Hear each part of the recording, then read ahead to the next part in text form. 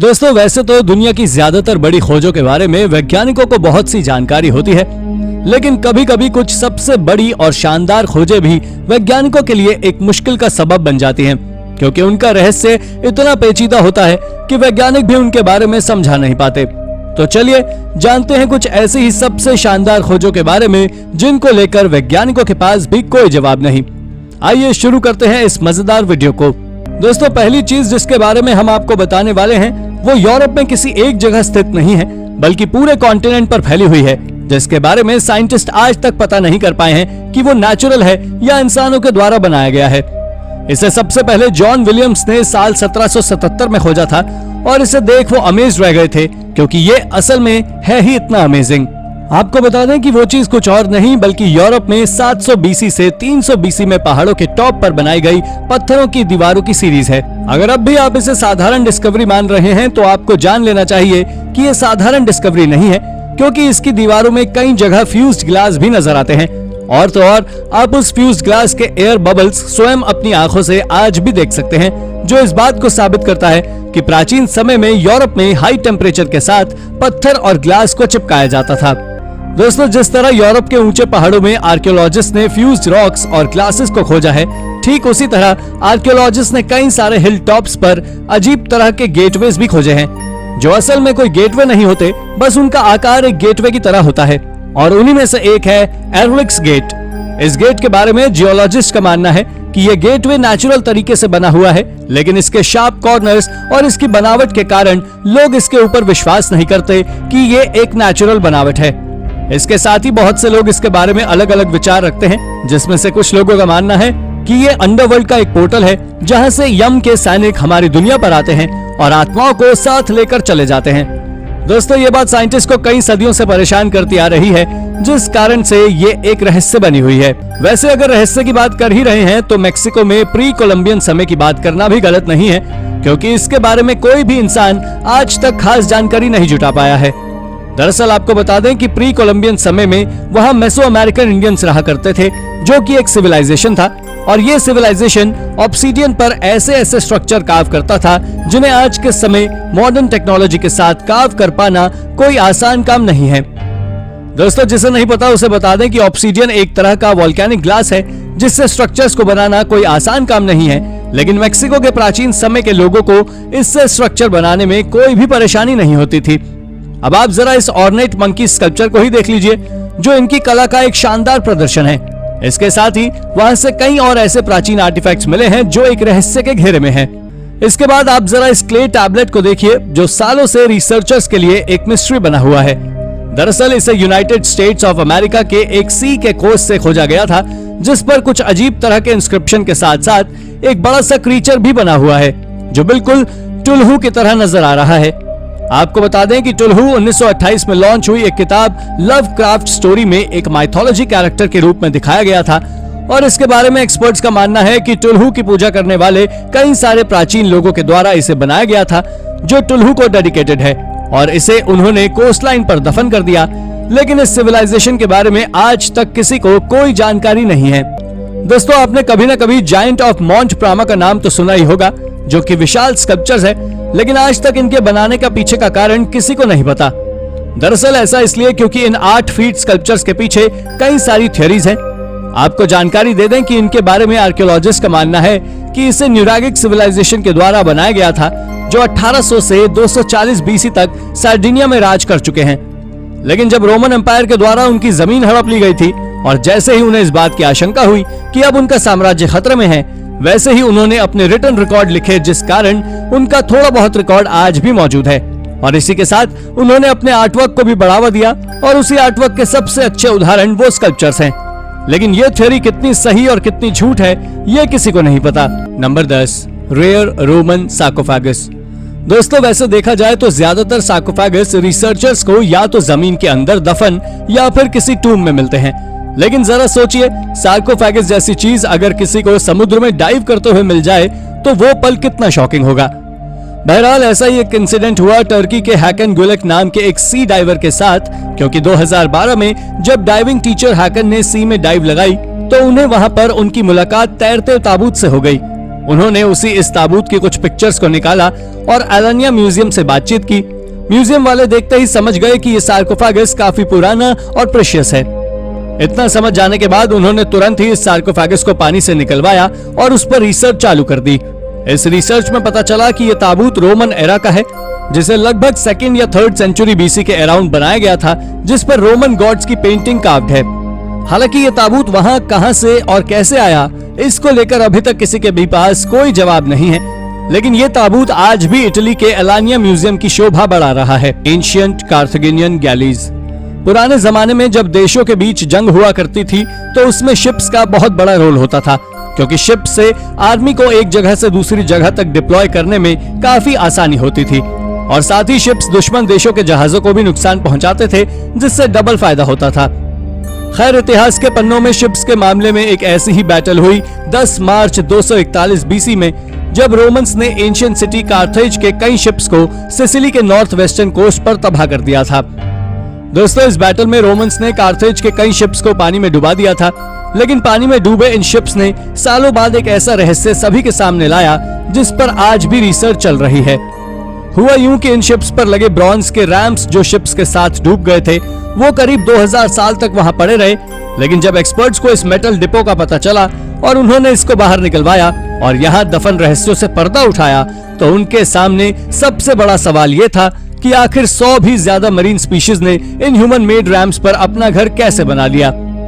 Researchers आज भी इसके पीछे का कारण पता लगाने में जुटे हुए हैं कि क्या ऐसा हो सकता है कि किसी ह्यूमन मेड चीज पर स्पीशीज अपना नेचुरल होम बना सकते हैं। Crusader sword. साल 2021 में इजराइल के कामल कोस्ट पर एक स्कूबा डाइवर श्लोमी कैटजिम को कुछ ऐसा मिला जिसने इतिहास के कड़वे पन्नों को दोबारा हमारे सामने लाने का काम किया। हुआ यूं कि श्लोमी को डाइविंग करते वक्त डीप सी वाटर में आर्टिफैक्ट्स का एक जखीरा मिला, जिसको देखकर वो चौंक गया।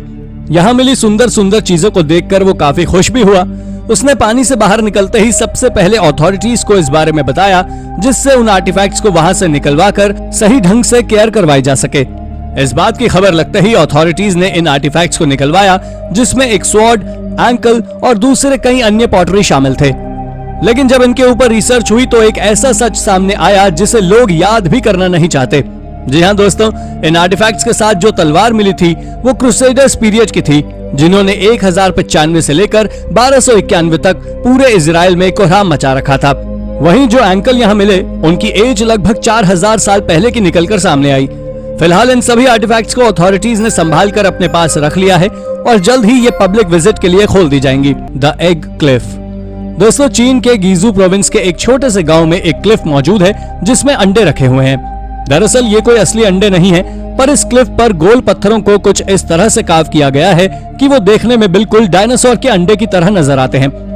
आपको बता दें कि इन एग शेप स्टोन्स में से कुछ का वजन करीब 272 किलोग्राम से भी ज्यादा है, और यहाँ लोकल में रहने वाले लोगों का मानना है कि इस क्लिफ से हर एक एग शेप स्टोन को निकालने में करीब 3 दशकों का समय लगता है। इसके बारे में आर्कियोलॉजिस्ट अब तक ये तो पता नहीं कर पाए हैं कि आखिर इन एग शेप स्टोन्स को किसने कार्व किया था, लेकिन रिसर्च से आर्कियोलॉजिस्ट को ये जरूर पता लगा है कि जिस जगह ये एग क्लिफ मौजूद है वो जगह आज से लगभग 1000 साल पहले शुई पीपल का घर हुआ करती थी। साथ ही वहां से गिरे हुए पत्थर को वहां के लोग पवित्र मानकर उनकी पूजा भी करते हैं। The twin tiles. British Museum में ना जाने आज कितनी सारी अमेजिंग चीजें मौजूद हैं, और उन्हीं में से एक है ये ट्विंग टाइल्स जो ब्रिटिश म्यूजियम में एक हिडन कैबिनेट में रखे हुए हैं। वेल, ऐसा इसलिए क्योंकि ये टाइल्स कोई साधारण टाइल्स नहीं है, बल्कि 14वीं शताब्दी में बनाए गए टाइल्स थे, जिसे विक्टोरियन एरा के दौरान ट्विंग पैरिश चर्च में खोजा गया था। पर अब जो मैं आपको बताने वाला हूँ उसे जानने के बाद आप चौंक जाएंगे, क्योंकि इन टाइल्स को जिस आदमी ने खोजा था उसका पता आज तक किसी को नहीं है। इतना ही नहीं, इन टाइल्स में जीसस का पूरा जीवन चित्रों के जरिए दिखाया गया है। लेकिन इन सभी टाइल्स में से एक टाइल्स ऐसी भी है जिसमें जीसस एक बच्चे को आग की भट्टी में भेज रहे हैं, और यही वो कारण है कि इसे ब्रिटिश म्यूजियम में हिडन कैबिनेट में रखा गया है। The Kummakivi balancing rock. दोस्तों, कुमाकवी बैलेंसिंग रॉक दुनिया में मौजूद किसी करिश्मे से कम नहीं है। इसके बारे में एक्सपर्ट्स का कहना है कि इसे जायंट्स के द्वारा बनाया गया था, और अगर इसके अजीब नाम की बात करें तो कुमाकवी का मतलब स्ट्रेंज होता है। इन रॉक को फिनलैंड के जंगलों के बीच खोजा गया था, जो बहुत ज्यादा विशाल है। पर एक हैरानी भरी बात यह है कि यह विशाल पत्थर एक अपने आकार से छोटे पत्थर पर बैलेंस्ड है, जिसे आप स्वयं अपनी आंखों से देख सकते हैं। लेकिन जितनी ज्यादा हैरानी भरी ये बात है, उससे भी ज्यादा हैरानी भरी इसके बारे में बताई गई थियरीज हैं। और उन्हीं में से एक थियरी ऐसी भी है जिसमें यह बताया गया है कि इस पत्थर को जायंट्स के द्वारा उस छोटे पत्थर पर बैलेंस किया गया था। वैसे आपका इसके बारे में क्या कहना हुआ, ये हमें कमेंट करके जरूर बताएं। The zone of silence. Zone of silence से अब तक किसी ने कोई अद्भुत आर्टिफैक्ट्स को तो नहीं खोजा है, लेकिन इसके बावजूद भी ये जगह दुनिया की सबसे मिस्टीरियस और विचित्र जगहों में से एक है। ये जादुई जगह मेक्सिको के डुरांगो में स्थित है। इसको जादुई बोलने के पीछे का कारण कोई छोटा मोटा कारण नहीं है, बल्कि इस जगह पर हर तरह के सिग्नल्स काम करना बंद कर देते हैं। और तो और सबसे ज्यादा चौंकाने वाली बात तो यह है कि ठीक बर्मुडा ट्रायंगल की तरह ही इस जगह पर भी कंपास चक्री की तरह घूमने लगता है, यानी कि काम करना बंद कर देता है। और इसी कारण से इसे मेक्सिको का बर्मुडा ट्रायंगल भी कहा जाता है। लोकल लोगों का कहना है कि यह जगह भूतों से घिरी हुई है, जिसके बारे में साइंटिस्ट के कई अलग अलग विचार हैं। The Maya volcano city. दोस्तों, हाल ही में आर्कियोलॉजिस्ट ने सालों पहले गायब हुई वोल्केनो के अंदर बनाई गई एक माया सिटी को खोजा है, जो किसी साइंस फिक्शनल मूवी से कम नहीं है, जिसे 400 BC में बनाया गया था। अब अगर आप सोच रहे हैं कि आखिर ये कैसे संभव है, तो आपको जान लेना चाहिए कि वो वोल्केनो ना जाने पिछले कितने हजार सालों से एक्टिवेट नहीं है। पर एक बात और आपको बता दें कि इस सिटी को जब बनाया गया था, तब ये सिटी सी लेवल से करीब 5000 फीट की ऊंचाई पर मौजूद थी। और फिर अचानक से पृथ्वी पर एक रहस्यमय इवेंट हुआ और उस वोल्केनो के साथ साथ पूरी सिटी भी पानी के अंदर गायब हो गई, जो आज 65 फीट की गहराई में मौजूद है।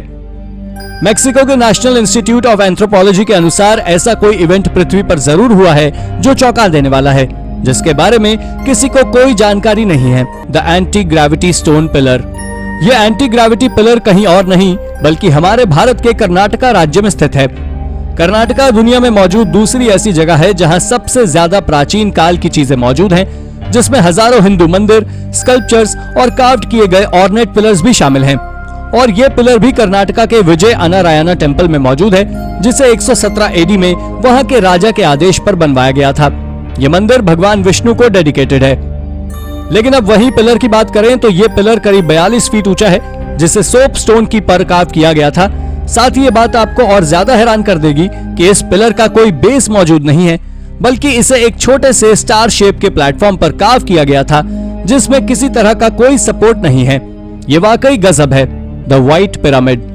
दोस्तों, द व्हाइट पिरामिड सच में एग्जिस्ट करता है या नहीं, इस बात का तो पता नहीं, लेकिन समय समय पर बहुत से लोगों ने इसे चाइना के जियांग प्रोविंस में देखने का दावा जरूर किया है। इसे सबसे पहले 1940 के दशक में यूएस आर्मी के जवानों ने देखने का दावा किया था।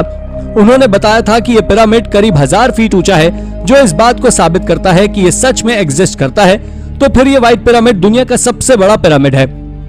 यूएस आर्मी के बाद साल 1945 में जेम्स गॉसमैन नाम के एक पायलट ने इसे देखने का दावा किया और उसके 2 साल बाद कर्नल मैरी शीशान ने इसके ऊपर न्यूयॉर्क टाइम्स में पूरा एक आर्टिकल छाप दिया, जो बहुत ज्यादा पॉपुलर हुआ।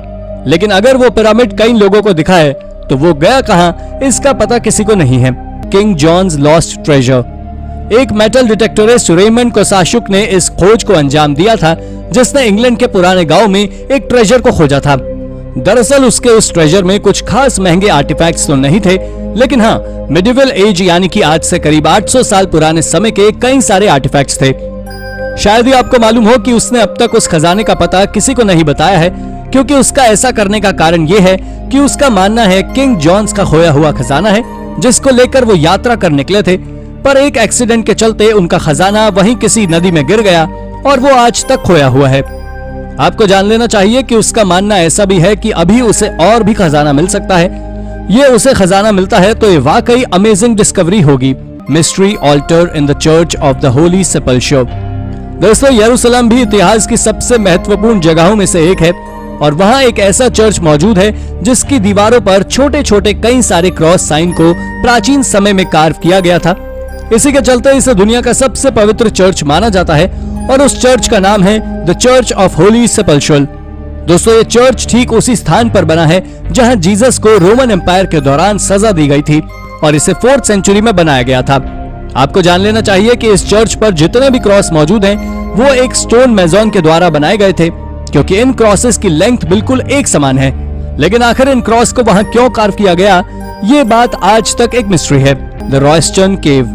दोस्तों ये केव इंग्लैंड हेडफोर्डशायर के रॉयस्टन टाउन की स्ट्रीट्स के नीचे मौजूद है और ये न केवल इंग्लैंड की बल्कि पूरे वर्ल्ड की सबसे ज्यादा रहस्यमय जगह है, क्योंकि इसके बारे में आज तक कोई ये पता नहीं कर पाया है कि ये केव मैन मेड है या नेचुरल। दरअसल इस केव को देखने के बाद ये किसी भी एंगल से नेचुरल नहीं लगती, क्योंकि इसे एक बेल यानी कि घंटी के आकार में बनाया गया है, जिसमें कई सारे चेम्बर्स को भी बेडरॉक से कार्व किया गया है। इस केव का आधा हिस्सा एक प्राचीन रोमन ट्रैकवे के नीचे आता है, जिसे आज इग्नियल्ड वे के नाम से जाना जाता है। यह केव करीब 24 फीट ऊंची है, जिसका डायमीटर 15 फीट है और इसके अंदर कई सारे प्राचीन आर्टिफैक्ट्स भी मौजूद हैं। A lost empire's gold. पुराने जमाने में इंडोनेशिया के सुमात्रा रीजन के पैलम्बांग सिटी के पास एक ऐसा रहस्यमय साम्राज्य हुआ करता था जिसका आज नामो निशान तक नहीं बचा है।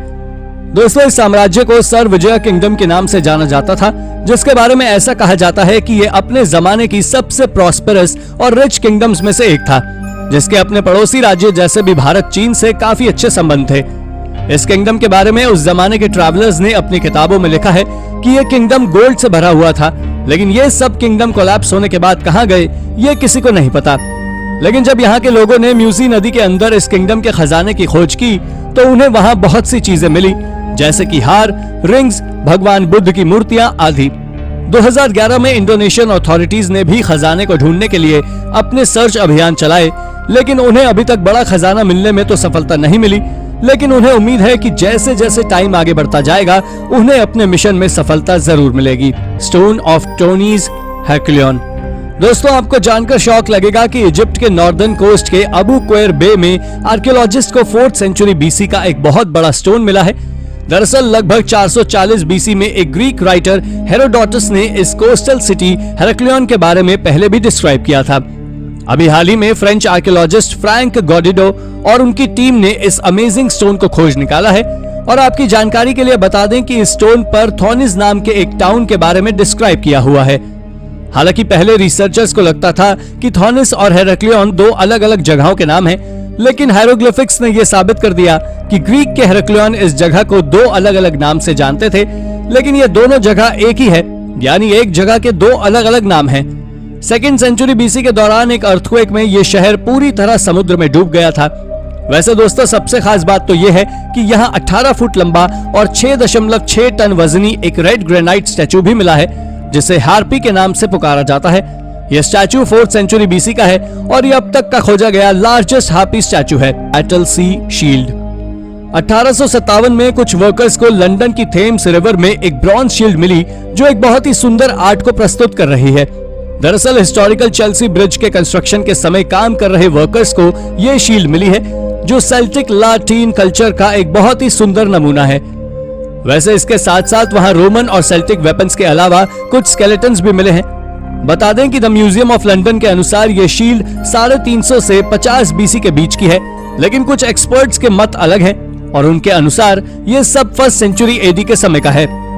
अब आखिर किसकी बात सही है इस बात पर कुछ नहीं कहा जा सकता और इसको बनाने का कारण भी अभी तक किसी को नहीं पता लग पाया है, लेकिन ये शील्ड ब्रिटेन की सेल्टिक आर्ट की मोस्ट सिग्निफिकेंट पीसीज में से एक है। आपको जानकर हैरानी होगी कि इस शील्ड पर स्वास्तिक बने हुए हैं और इसलिए ज्यादातर एक्सपर्ट्स का कहना है कि यह किसी युद्ध के लिए नहीं बल्कि परेड, पीस और सोशल स्टैचूज को दिखाने के लिए बनाया गया होगा। The lost temple of Hercules Gaditanus. दोस्तों हाल ही में कैडिस के पास स्पेन में एक बहुत ही अमेजिंग एंशिएंट पिलग्रिमेज साइट मिली है और आर्कियोलॉजिस्ट का कहना है कि यह स्ट्रक्चर 8th सेंचुरी का है। दरअसल इस अमेजिंग स्ट्रक्चर को सबसे पहले एक आर्कियोलॉजिकल ग्रेजुएट स्टूडेंट रिकार्डो बेलिजोन ने खोजा था और आपको जानकर हैरानी होगी कि उन्होंने लिडार नाम से जानी जाने वाली रिमोट सेंसिंग टेक्नोलॉजी इसकी पहली इमेज कैप्चर की थी।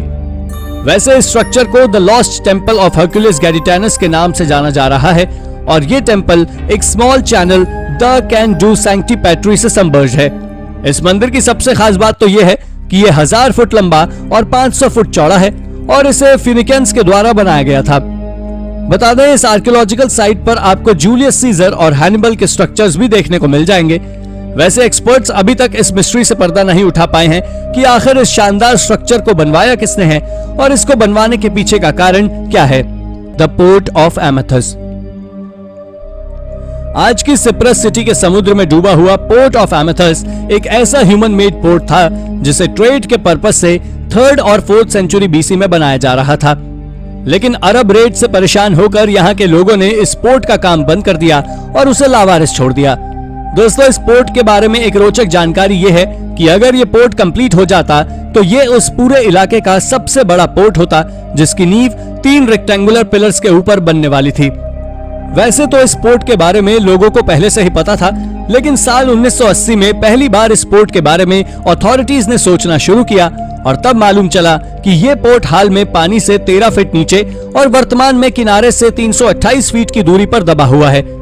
तब से लेकर अथॉरिटीज इस पोर्ट को सिक्योर करने के लिए कोशिश कर रही हैं, जिससे बिना स्ट्रक्चर को नुकसान पहुंचाए उसे बचाया जा सके। इसी के चलते साल 2005 में यहाँ पर एक नेचर पार्क बनाने के लिए भी बोला गया, लेकिन यहाँ के लोगों को इस पोर्ट से ज्यादा फिलहाल नेपट्यून नाम के मरीन प्लांट की चिंता है, जो कि इकोसिस्टम को बैलेंस करने का काम करता है। हालांकि अथॉरिटीज ने ये बोला है कि वो प्लांट को बचाते हुए इस पोर्ट को सिक्योर करेंगे। Ancient ships full of wine. दोस्तों, साल 2021 में सी रिसर्चर्स को सिसिली के कोस्ट पर स्थित शहर आइसोला डेल फेमिन के पानी में 2nd सेंचुरी बीसी के एक रोमन शिप का मलबा मिला तो लोगों के बीच हलचल हो गई, क्योंकि जब इस मलबे के बारे में रिसर्च की गई तो मालूम चला कि ये मेडिटेरेनियन रीजन में वाइन को ट्रेड करने का काम किया करता था। हालांकि इस शिपरेक में कई सारी पॉटरीज और जार्स भी मिले जो इस बात का सबूत थे कि कभी इस शिप से वाइन को ट्रांसपोर्ट किया जाता था। दोस्तों, रिसर्चर्स बताते हैं कि उनको पहले भी इस रीजन में कई ऐसे शिप्स रेक मिल चुके हैं जो ये साबित करते हैं कि इस रूट के जरिए रोमन्स अपने यहाँ के प्रोडक्ट जैसे कि वाइन, ऑलिव्स को middle east, north Africa, Spain और फ्रांस के लोगों से ग्रेन्स के बदले एक्सचेंज करते थे। शायद यही कारण है कि अभी भी रिसर्चर्स इस रूट के बारे में हर वो चीज जानने की कोशिश कर रहे हैं जिससे उस जमाने के ट्रेड पैटर्न का पता किया जा सके। इसके लिए वो लैंड के साथ साथ सी वाटर में भी खोज कर रहे हैं। Bronze age gold jewellery. Turkey के युलुबोरन शहर के समुद्र के पानी में साल 1982 में एक सी डाइवर को कुछ ऐसा दिखा जिसने उसकी आंखों में चमक भर दी। आपकी जानकारी के लिए बता दूं कि उसे डाइविंग करते वक्त एक शिपरेक दिखाई दिया जो कि सालों पहले यहाँ डूब गया होगा। हालांकि उसकी आंखों की यह चमक ज्यादा देर तक नहीं रही, क्योंकि उसे उस शिप के बारे में अथॉरिटीज को बताना पड़ा। जब अथॉरिटीज ने उस जगह को देखा तो उन्हें वहां पर 14 सेंचुरी बीसी का एक शिप मिला जो कि किसी कारण से वहां डूब गया था। लेकिन वो लोग भी तब चौंक गए जब उन्होंने इस शिप को खंगाला तो उन्हें वहां से कई सारी प्रेशियस और कीमती चीजें मिली, जिसमें शानदार पॉट्स, गोल्ड ज्वेलरी और कॉपर के बने कई सारे ऑर्नामेंट्स मिले जो कि किसी जमाने में Greece, Cyprus, Egypt, Syria, Palestine में यूज किए जाते थे। हालांकि अथॉरिटीज तो इस शिप को पाकर काफी खुश हुए, लेकिन यह शिप कहां से निकला था और कहां जा रहा था उसके बारे में अभी तक कोई सटीक जानकारी नहीं मिल पाई है। दोस्तों, न्यूरागिक सिविलाइजेशन के द्वारा बनाए गए ये 8 फीट ऊंचे स्टैचूज की मिस्ट्रीज तो ठीक है, लेकिन इसके बावजूद भी कुछ और स्टैचूज ऐसे हैं जो इससे भी ज्यादा रहस्यमय हैं। और ऐसा इसलिए क्योंकि ये स्टैचूज आज से 8000 साल पुराने हैं, जिन्हें 1983 में जॉर्डन में खोजे गए एक नियोलिथिक एरा सेटलमेंट या कहें आयन गजल साइट से खोजा गया था, जो वहां दुनिया के सबसे पुराने टेंपल के अंदर मौजूद थे। ये स्ट्रक्चर्स देखने में तो बिल्कुल एक ह्यूमन की तरह थे, लेकिन आप जानकर चौंक जाएंगे कि इन स्कल्पचर्स के हाथ नहीं थे और इनके कान का आकार भी काफी ज्यादा छोटा था। इसके साथ ही इनकी आंखें काफी ज्यादा बड़ी थी, जिसके किनारे किनारे एक काली आउटलाइन मौजूद थी और ये आंखें देखने में थोड़ी डरावनी भी थी। आपको जान लेना चाहिए कि इन स्कल्पचर्स में से कुछ की रेंज 2 फीट थी, तो वहीं कुछ स्कल्पचर्स 6 फीट और उससे भी ज्यादा बड़े थे। लेकिन इन्हें किसने बनाया, आज तक इसके बारे में साइंटिस्ट को कोई अंदाजा नहीं है। दोस्तों, अब अगर हम आपसे पेरू में मौजूद जियोग्लिफ्स की बात करें तो आप में से ज्यादातर लोग पेरू की फेमस नाज़का लाइन्स के बारे में सोचेंगे, लेकिन शायद अब जो मैं आपको बताने वाला हूं उसे जानने के बाद आप स्वयं चौंक जाएंगे। दरअसल आप जान ले कि पेरू की नाज़का लाइन से भी सुंदर जियोग्लिफ्स केवल नाज़का लाइन से 25 मील की दूरी पर है, जो कि पाल्पा पैम्पा प्लेट्यू पर मौजूद है, और वहां बने जियोग्लिफ्स नाज़का लाइन से भी ज्यादा साफ हैं। इसकी खोज सबसे पहले 1990 के दशक में एरिक वॉन डैनिकन के द्वारा की गई और वहां एक या दो नहीं कई दर्जन जियोग्लिफ्स मौजूद हैं। लेकिन मिस्ट्री ये है कि नाज़का लाइन्स की तरह इसको बनाने वाले और बनाने के पर्पस के बारे में कोई नहीं जानता। सहारा डेजर्ट भी दुनिया की सबसे अद्भुत जगहों में से एक है, और इसी सहारा डेजर्ट के बीच में एक जगह है जिसका नाम टेनर डेजर्ट, और इसका हिंदी में मतलब होता है ऐसी जगह जहां कुछ भी मौजूद ना हो।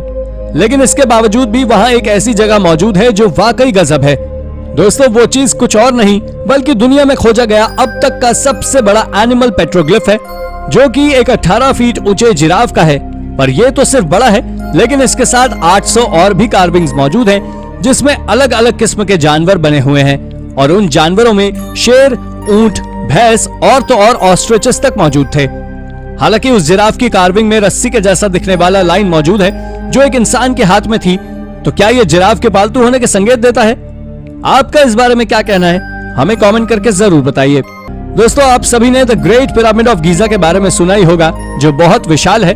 लेकिन साल 2018 में आर्कियोलॉजिस्ट ने the great pyramid of Giza के साउथ में पहाड़ों पर बनी प्राचीन गुफाओं में से 24 सॉलिड एस्वन ग्रेनाइट के बॉक्सेस को खोजा है, और उनमें से हर एक का वजन लगभग 100 टन से भी ज्यादा का है। इनके साथ ही अगर उन बॉक्सेस के शेप की ओर देखें तो वो बॉक्सेस कास्केट शेप के हैं।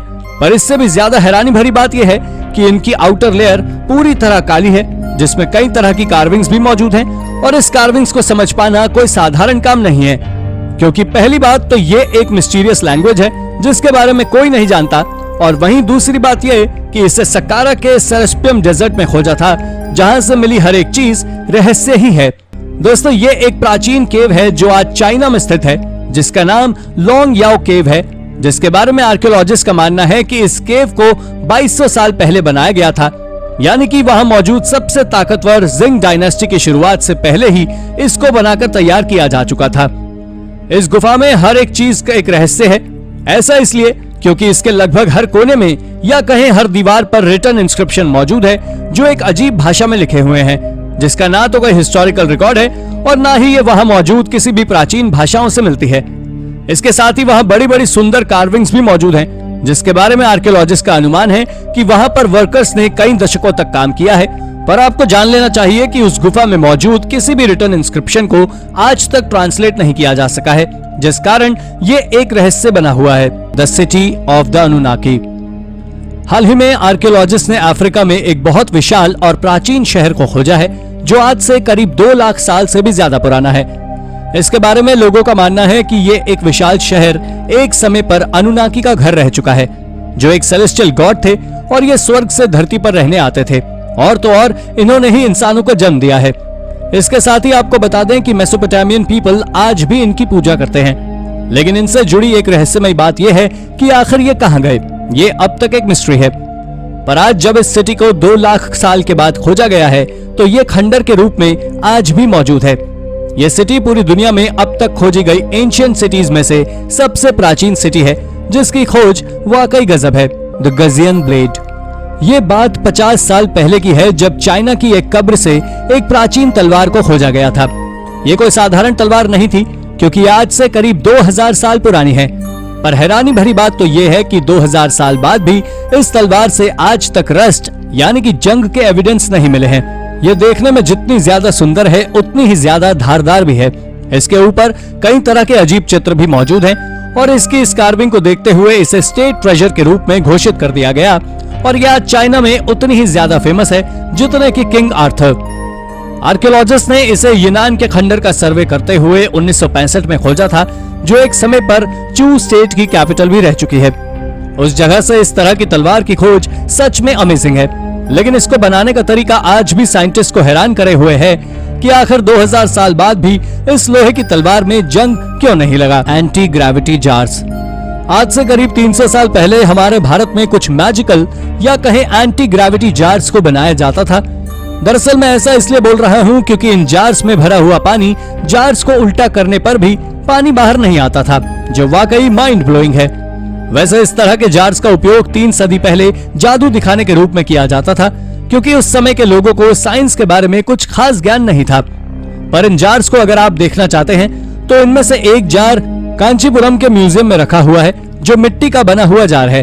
लेकिन शायद आपको जानकर हैरानी होगी कि इन जार्स के ऊपर से पानी भरने के लिए किसी भी प्रकार का ढक्कन नहीं होता था, क्योंकि अगर आपको इसमें पानी भरना होता था तो इसके नीचे मौजूद 5 होल से ही भरा जा सकता था, लेकिन इनसे पानी को निकाला नहीं जा सकता था।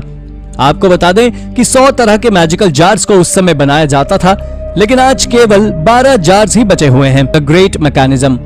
दोस्तों, जैसा कि हम सभी जानते हैं कि कंप्यूटर का इन्वेंशन आज से 80-90 साल पहले ही हुआ है और इसका अपग्रेडेशन अब भी चल रहा है।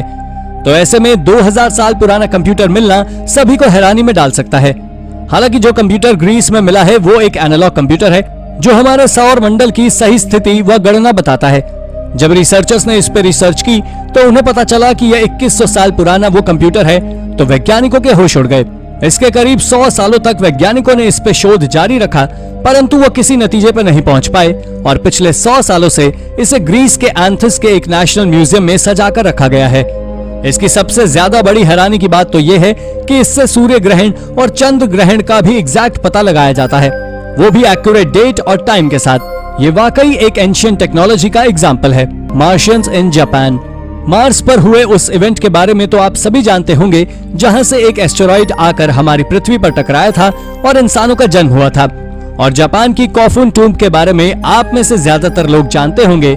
जिन्हें नहीं पता उन्हें बता दें कि ये दुनिया के कुछ सबसे खूबसूरत कब्रिस्तान में से एक है। इस एरिया में 4वीं और 6वीं सेंचुरी की कई सारी कब्रें मौजूद हैं। इसे एलीट रूलर निंटोकू कॉफून एम्परर के द्वारा बनाया गया था, जो अब तक का सबसे बड़ा कब्रिस्तान है। ये टूम्ब करीब 2400 फीट यानी कि 731 मीटर लंबी है, जिसके चलते ये जापान देश का सबसे बड़ा कब्रिस्तान है। यह सबसे बड़ा कब्रिस्तान की होल के आकार का है। लेकिन हाल ही में जब आर्कियोलॉजिस्ट ने मार्स की एक इमेज निकाली और उस इमेज में भी इसी की होल की तरह ही एक स्ट्रक्चर बना हुआ है, जिससे साइंटिस्ट मार्स पर जीवन की जांच में लग गए हैं। Crusaders hand grenades. ये खोज यरूशलेम में की गई है, जहां से आर्कियोलॉजिस्ट को एक सेरामिक पॉट मिला है, जिसके बारे में साइंटिस्ट का कहना है कि इस पॉट को 11वीं से 12वीं शताब्दी के बीच क्रूसेडर्स के द्वारा यूज किया जाता था, लेकिन पानी पीने के लिए नहीं बल्कि हैंड ग्रेनेड्स की तरह। यह दुनिया में बनाया गया पहला हैंड ग्रेनेड है, लेकिन साइंटिस्ट केवल इस बात का दावा कर रहे हैं, पर उनके पास इसे 100% हैंड ग्रेनेड कहने का कोई सबूत नहीं है। लेकिन इसे बॉम्ब कहने के पीछे का कारण भी साइंटिफिक रिसर्च ही है। दरअसल जब इसके ऊपर क्वींसलैंड में ग्रिफिथ यूनिवर्सिटी के द्वारा रिसर्च की गई, तब यह बात सामने निकल कर आई कि इस पॉट के अंदर एक्सप्लोजिव मटेरियल मौजूद है। लेकिन सच्चाई से आज भी सब अनजान है। Mysterious stone disc. रशिया में रिसर्चर्स की एक टीम ने करीब 1 दर्जन रहस्यमय कार्व डिस्क्स को खोजा था। इस खोज को साल 2015 में अंजाम दिया गया था। इसके बारे में आर्कियोलॉजिस्ट का कहना था कि डिस्क एक हैवी मेटल यानी कि टंगस्टन से बनी हुई है और ये वही मैटर है जो मिलिट्री टेक्नोलॉजी में पाया जाता है। इसके बारे में कई सारे अलग अलग थ्योरीज हैं, जैसे कुछ लोगों का मानना है कि ये प्राचीन स्पेसशिप की डेब्री है, तो वहीं कुछ लोगों का इसके बारे में ये भी मानना है कि ये प्राचीन समय के लोगों के द्वारा किसी न किसी मकसद से बनाई गई थी।